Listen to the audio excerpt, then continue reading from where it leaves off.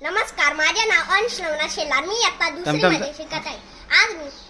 माझे नाव अंश नवनाथ शेलार. मी इयत्ता दुसरीमध्ये शिकत आहे. आज मी तुमच्या समोर छत्रपती शिवाजी महाराजांबद्दल काही बोलू इच्छितो.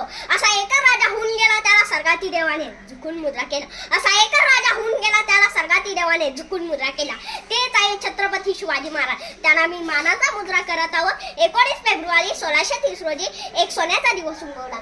जिजाऊच्या पोटी एक सिंह जन्मला. तो सिंह म्हणजे छत्रपती शिवाजी राजे भोसले.